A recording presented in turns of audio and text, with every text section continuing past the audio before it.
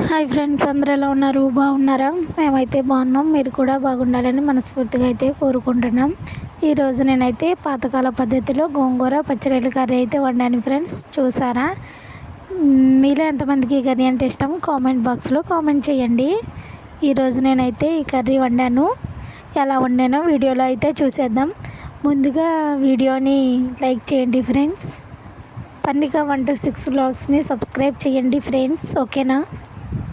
ఇప్పుడైతే ఇంకా కర్రీ నేనైతే ఎలా చేశానని మీకు చూపిస్తాను. అంతకన్నా ముందు ఇంకా మా ఇంట్లో అయితే నేను టమాటా మొక్క వేసాను. అదైతే ఇప్పుడిప్పుడే కాయలు ముగ్గుతూ ఉన్నాయి, పండినవి టమోటాలు అయితే అవి కోద్దామని అయితే వచ్చాను. ఇక్కడైతే చూసారా ఫ్రెండ్స్, చిన్న మొక్కలు 2 వేసాను. అవి అయితే బాగా కాయలు కాసాయి. ఇంకా ఇదైతే పచ్చిగానే ఉంది.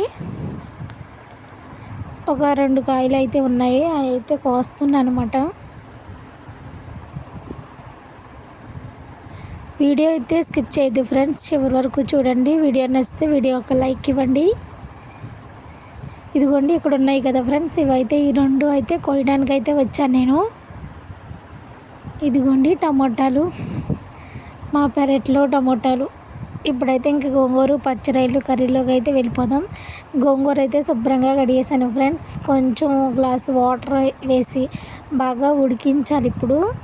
తర్వాత ఇంకా 2 పచ్చిమిర్చి, ఒక ఆనియన్ అయితే వేసాను ముక్క. బాగా ఉడికిన తర్వాత చూడండి ఇలా అయితే పొంగు వచ్చింది. చూసాను, ఉడికింది, ఆకైతే ఉడికింది ఫ్రెండ్స్. ఇప్పుడైతే పప్పు గరిటె ఉంటుంది కదా, పప్పు గుత్తితో అయితే దీన్ని మెదపాలి. ఇదిగోండి ఫ్రెండ్స్, ఇలా అయింది. ఒక కట్ట అయితే తీసుకుంటే చాలా తక్కువ అయితే అయ్యింది, మాకైతే సరిపోతుంది ఫ్రెండ్స్. ఇప్పుడైతే ఇలా మెదిపిన తర్వాత మళ్ళీ తీసుకెళ్ళి గ్యాస్ మీద అయితే పెట్టాను నేను. ఇప్పుడైతే పార వంచిన నీళ్ళు ఉన్నాయి కదా, ఉడకబెట్టిన నీళ్ళు ఉన్నాయి కదా, అవైతే మళ్ళీ వేసాను ఫ్రెండ్స్. గోంగూరలో కొంచెం పసుపు అయితే వేసాను. ఇప్పుడైతే పచ్చిరొయ్యలు అయితే వేస్తాను ఫ్రెండ్స్. కొన్ని పచ్చిరొయ్యలు అయితే మార్నింగ్ తీసుకున్న, ఒక 50 రూపీస్. 2 కూరలు వండుదామని ఫిక్స్ అయ్యాను. అందులో ఒకటిగా గోంగూర పచ్చిరొయ్యలు అయితే వండాను.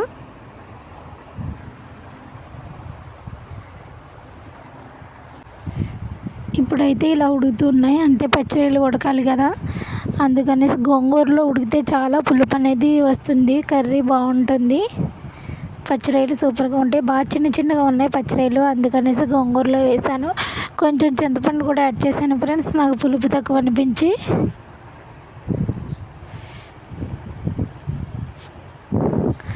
ఇప్పుడు ఇంకైతే ఈ పచ్చిరొయ్యలు బాగా ఉడికిన తర్వాత చూసుకొని చూడండి ఫ్రెండ్స్, ఇప్పుడు దగ్గరికి అయిపోయింది కర్రీ. ఇంకొంచెం వాటర్ ఉన్నాయి, ఇవి కూడా ఎగిరిన తర్వాత మనం దీన్ని తాలింపు పెట్టుకోవాలి.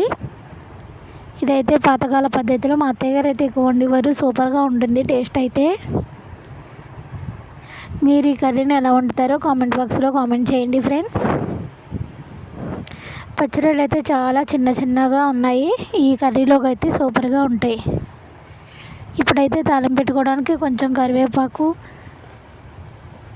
ఎండుమిరపకాయలు, జీలకర్ర అవి అయితే తీసుకున్నాను నేను. ఇప్పుడైతే కొంచెం మళ్ళీ ఒక బండి పెట్టుకుని కొంచెం ఆయిల్ వేసి ఇవన్నీ ఫ్రై చేస్తూ ఉన్నాను. తాలింపు అయితే వేయాలి, ఈ కూరకు అసలైన టేస్ట్ అంతా ఇక్కడే వస్తుంది. తాలింపు వేసాక కర్రీ అనేది చాలా చాలా బాగుంటుంది. తాలింపు వేసి కొంచెంసేపు మగ్గనిచ్చాను నేను, ఆ ఫ్లేవర్ దిగుతుందని. చూసారా ఎలా ఉందో, అసలు ఎప్పుడు తినేదానికన్నా ఒక ముద్ద గస్టా తింటాం, పుల్ల పుల్లగా సూపర్ టేస్ట్లో ఉంది కర్రీ అయితే. మీలో ఎంతమందికి గోంగూర పచ్చిరొయ్యలు అంటే ఇష్టమో కామెంట్ చేయండి. చూసారా ఫ్రెండ్స్, కర్రీ అయితే బాగా దగ్గరగా అయిందా, తాలింపు పెట్టుకుంటే సూపర్ టేస్ట్ వస్తుంది. Thanks for watching friends, thank you అందరికీ, బాయ్ బాయ్. Please subscribe.